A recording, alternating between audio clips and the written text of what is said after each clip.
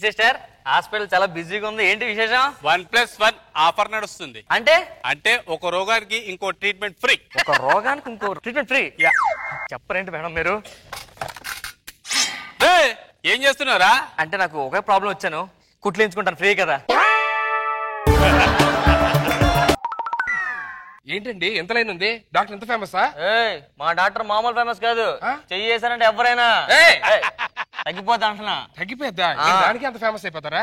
నీ కూడా తెలుసా? ఏంటి? మా మామ నెల రోజుల నుంచి తగ్గుతుంది, ఓకే రాత్రి తీసుకొచ్చిన హాస్పిటల్ కి ఒక్క టాబ్లెట్ వేసి అంతే ఉదయం నుంచి తగ్గట్లే, కోమలకి వెళ్ళిపోయింది.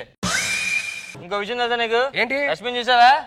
రష్మికి 1 year back full white hair, ఇక్కడికి వచ్చి ట్రీట్మెంట్ తీసుకుంది, చూడు మొత్తం ఏమైందో బ్లాక్ హెయిర్.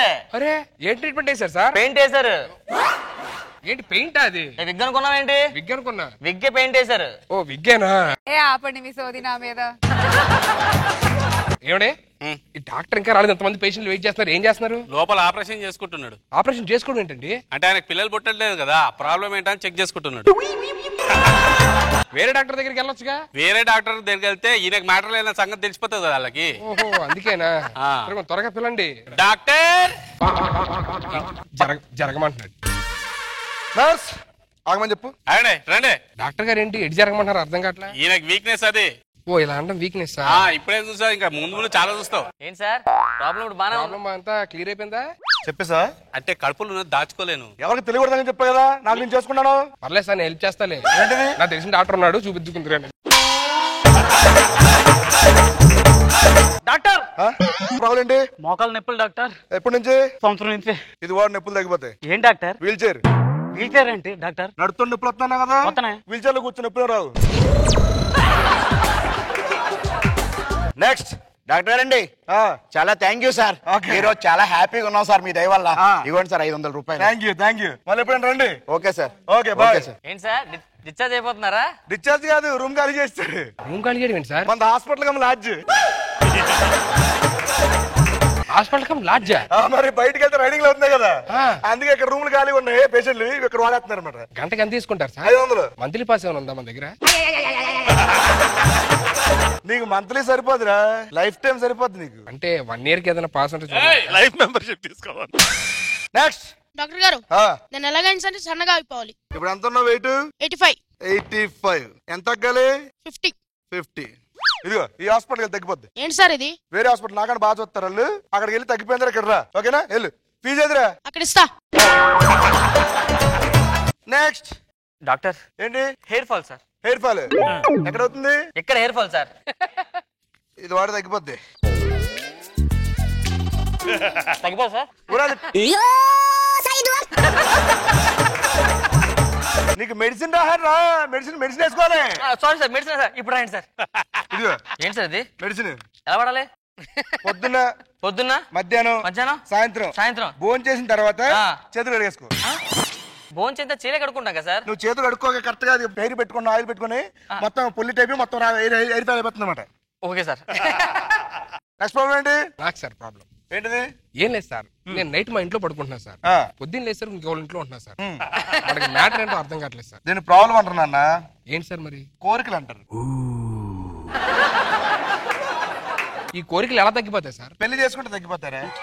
పెళ్లి చేసుకుంటే తగ్గిపోతాయి సార్. పెళ్లి చేసుకుంటే తగ్గడం ఏంటరా, మొత్తం అదిగో ఇలా అణిగిపోతాయి. మీకెలా తెలుసు సార్? ఎక్స్పీరియన్స్. చేసుకుంటా సార్. చేసుకుంటా. నెక్స్ట్ మా ఫ్రెండ్కి. మీ ఫ్రెండ్కి పోయింది సార్. ఏంటిది? మా ఫ్రెండ్కి పోయింది సార్. అది ఏం పోయిందిరా? అదే సార్ మా ఫ్రెండ్కి పోయింది సార్ అంటున్నా.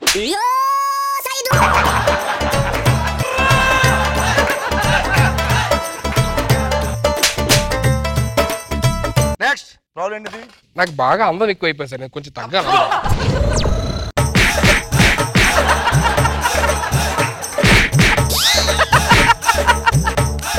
ఏంటమ్మా ప్రాబ్లం ఏంటి?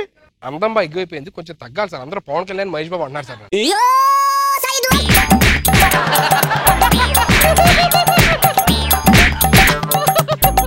ఏంటి సార్? కొంతమంది షారూక్ ఖాన్, సల్మాన్ ఖాన్ కూడా అన్నారు సార్. ఆపరేషన్ పడుతుంది సార్. ఆపరేషన్ చేస్తే అందం తగ్గిద్ది కదా సార్, ఎందుకంటే అందరూ ఫీల్ అవుతున్నారు సార్ నా అందం చూసి. కరెక్ట్ చెప్పు సార్ సార్ సార్, సార్ నాకు కొంచెం అందం వస్తే చాలు సార్. అందానికి నీ పేరుకి కొంచెం గ్యాప్ ఉంచరా. ఏమో సార్ జనాలు మన వెనకతలు పడుతున్నారు.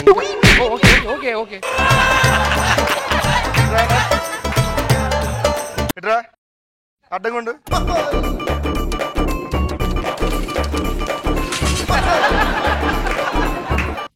చూసుకో సార్.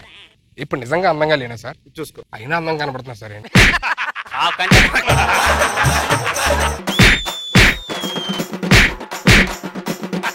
నాకు కూడా పంపిస్తే నేను కూడా కొడతా. అందగాడంట అందగాడు.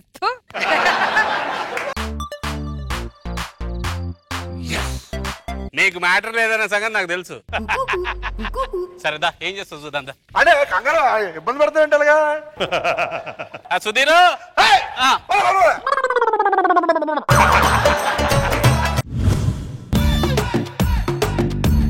ఏమండి మీరు ఎంట్రీ సాంగ్ లేకుండా ఎంట్రీ ఇవ్వలేరా? ఏమే ఒక్కొక్కరికి ఒక పిచ్చి ఉంటది. ఆర్పిక ఆడికేమో కాలు కొట్టడం పిచ్చి, మన రష్మికేమో మళ్ళీ మళ్ళీ చెక్కంటే పిచ్చి, నాకేమో ఎంట్రీ సాంగ్ అంటే పిచ్చి. అర్థమైందా? అర్థమైంది. ఏం అర్థమైంది? ఎవరి పిచ్చి వాళ్ళకి ఆనందం అని. పిచ్చిదాని అనుకున్నా, మంచిదానివే. కాఫీ తీసుకోండి రాపో. ఏమా ఇదే పెద్ద క్వశ్చన్, దానికి ఇంకో క్వశ్చన్ ఒకటి. దానికి టీవీలో ఏం వస్తుంది?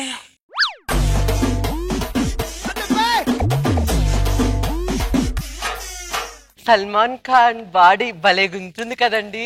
అంటే నా బాడీ బందర్ బస్ స్టాండ్ లో ఉంటదని నేను ఏదో కామన్ గా అన్నానండి. కామన్ కానలేదే, నువ్వు కావాలని అన్నావు. నువ్వు నీకు ఛాన్స్ ఇస్తే సల్మాన్ ఖాన్ తో డాన్స్ చేసేలా ఉన్నావు నువ్వు. 3 పూటలా దొబ్బి తినేది మాది, పొగడేదేమో సల్మాన్ ఖాన్ ని. మీ దిష్టి తగలే వాడికి పెళ్లి కాకుండా పోయింది. అది కాదండి.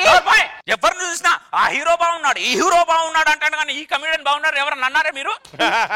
నవ్వించడానికేమో మీకు కమెడియన్ కావాలి, మీరు కలలు కొనడానికేమో హీరోలు కావాలి. విధి సహకరించక ఎవరెవరో చేసుకుంటున్నారు, కానీ విధి సహకరిస్తే అందరు హీరోలు ఇంటి ముందు లైన్ కడతారు. మీరు అబ్బో మీరు పొగట్లేదా? అనుష్క బాగుంది, రేష్మి బాగుంది, ఇలియానా బాగుంది, తమన్నా బాగుందని పొగుడుతామే. ఫ్రెండ్స్ దగ్గర పొగుడుతాం, లేకపోతే కొలీస్ దగ్గర పొగుడుతాం. ఇలా పిల్లల దగ్గర పొగడమే. అదే మీకు మాకున్న తేడా. ఇటే కాఫీ. కాఫీ అంటే చల్లగుంది. నేను అడిగిన 2 మార్కుల క్వశ్చన్ కి 10 మార్కులు జవాబు చెప్తే కాఫీ చల్లగా ఇంకేమవుద్ది? మమ్మీ మమ్మీ ఈరోజు స్కూల్లో నేను 10కి 10 మార్కులు తెచ్చుకున్నాను మమ్మీ. నీకేమో 10కి 10 మార్కులు వచ్చాయి నాయన. మీ నాన్నకు 2 మార్కుల క్వశ్చన్ కి 10 మార్కులు వచ్చాయి. మమ్మీ అడిగే క్వశ్చన్ బట్టి ఆన్సర్ ఉంటుంది. అర్థమైందా? డాడీ మా మేడం ఈ రోజు హోంవర్క్ ఇచ్చింది డాడీ. ఆ క్వశ్చన్స్ కి ఆన్సర్ చెప్తావా డాడీ? మీ అమ్మే నాకు ఒక క్వశ్చన్ బుక్, ఆ క్వశ్చన్ కంటే ఈ క్వశ్చన్ చిన్నదేం కాదు, అడుగు. డాడీ ఫస్ట్ క్వశ్చన్, ప్రపంచంలో ఎక్కువ ఆహారం తీసుకునే జంతువు ఏది నాన్న? మీ అమ్మే రై. కరెక్టేనా నాన్న? 100% కరెక్ట్. కావాలంటే ప్రిన్సిపాల్ తో నేను మాట్లాడతాను. రై నాన్న సెకండ్ క్వశ్చన్, ప్రపంచంలో వింత జంతువు పేరు ఏంటి నాన్న? ఇది కూడా 100% మీ అమ్మే. రై కరెక్టేనా? నేను ప్రిన్సిపాల్ తో నేను మాట్లాడతాను రా. నువ్వు రై.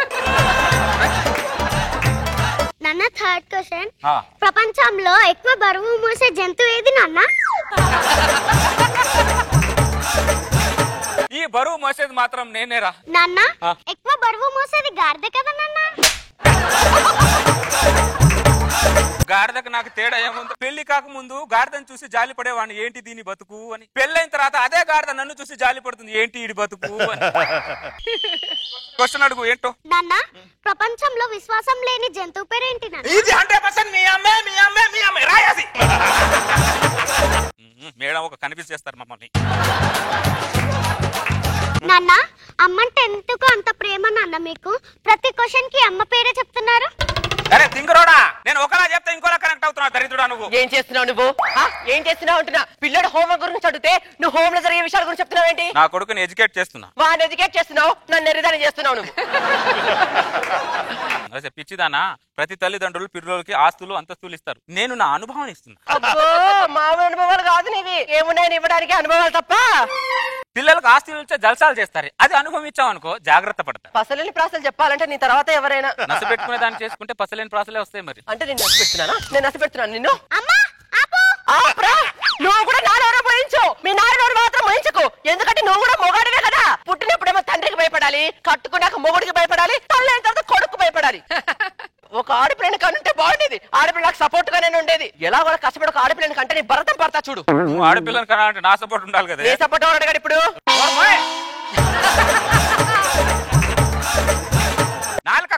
ఏమనుకుంటున్నావో ఏం మాట్లాడుతున్నావు నువ్వు?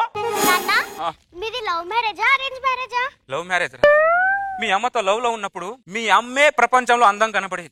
ఇప్పుడు మీ అమ్మ తప్ప ప్రపంచంలో అన్ని అందంగానే కనపడుతున్నాయి. రోడ్డు మీద వెళ్తున్న పిచ్చి కుక్క అందంగానే కనపడుతుంది. అదేంటో మరి దీన్నే మార్పు అంటారా? పెద్దగా నీకు కూడా తెలుస్తుంది.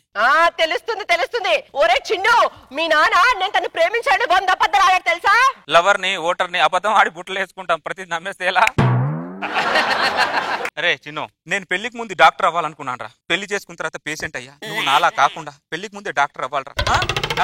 నువ్వు కలెక్టర్ అవ్వాలరా చిన్ను. నువ్వు కలెక్టర్ అవ్వాలని చెప్పారా? డాక్టర్ అవ్వాలని చెప్పారా?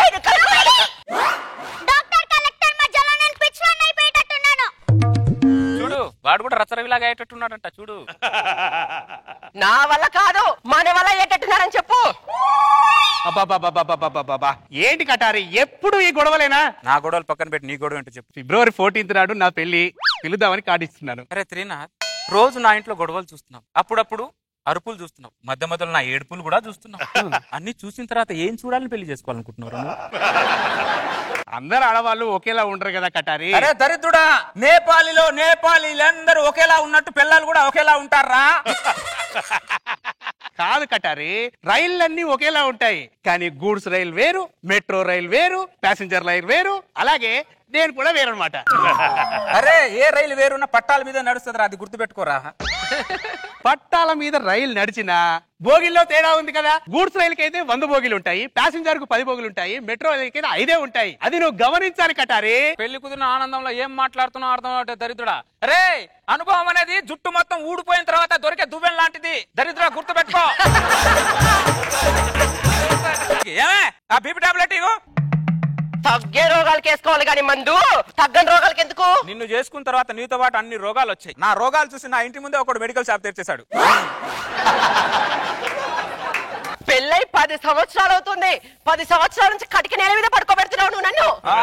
నిన్ను పెళ్లి చేసుకున్నందుకు బెడ్ లేదు, సరైన ఫుడ్ లేదు. నిన్ను కటిక నేల మీద పడుకోకపోతేనే ఇలా ఉన్నావు. బెడ్ మీద పడుకోబెట్టాననుకో నా జీవితం ఇంకా దండుపాళేమే. నాకు తెలియదేంటి బొంగులోది. వాడేడి చిన్నోడు పక్కింటి సరోజ గారి దగ్గర పడుకోబెట్టాను. ఇక్కడ ఏమైందంట? ఇక్కడ ఉంటే వాడికి చదువుకు బదులు చెవుడు వస్తుందంట. వాడు తెలుసుకున్నాడు, నేనే తెలుసుకోలేకపోయా.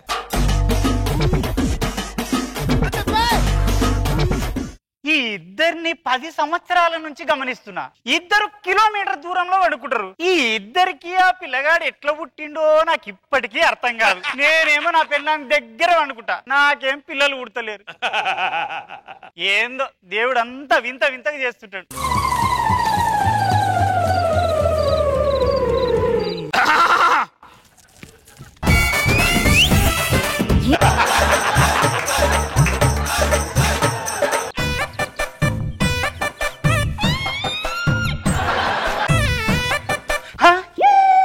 ఇద్దరు ఇప్పుడు అర్థమైంది ఈ ఇద్దరికి ఆ పిల్లగాడు ఎట్లా పుట్టిండో.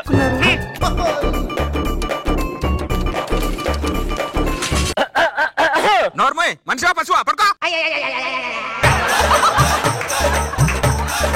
ఎప్పుడు ఇంతే. మూడు వచ్చినప్పుడేమో ముంతాజ్ బేగం అంటారు, మూడు లేనప్పుడేమో ఫాతిమా బేగం అంటారు.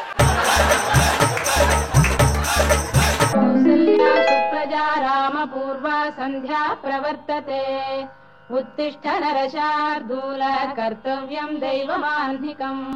చూసారా, ముందు అది లేవాలి, నేను లేస్తున్నా. వీళ్ళని వస్తే దున్నపోతు మెంటల్ దానా, దున్నపోతులా పడుకుంది చాలే. ఏమైంది, ఎందుకలా అడుస్తున్నావు? నీకు నేను కాఫీ పెట్టివాలా? నువ్వే వెళ్ళి పెట్టుకొని తెచ్చుకో. ఈ సృష్టిలో రాత్రి అనేది ఒకటి లేకపోయి ఉంటే మీ అవసరం నాకు ఉండేది కదే. ఈ భూ ప్రపంచంలో మొగాడు అనే వాళ్ళు లేకపోతే మా ఆడాలందరం ఇష్టం వచ్చిన బట్టలు వేసుకుని తిరిగే వాళ్ళం తెలుసా? మీ ఆడవాళ్ళే భూమి మీద లేకపోయి ఉంటే మా మగాళ్ళకి బట్టలే అవసరం ఉండేది కదా.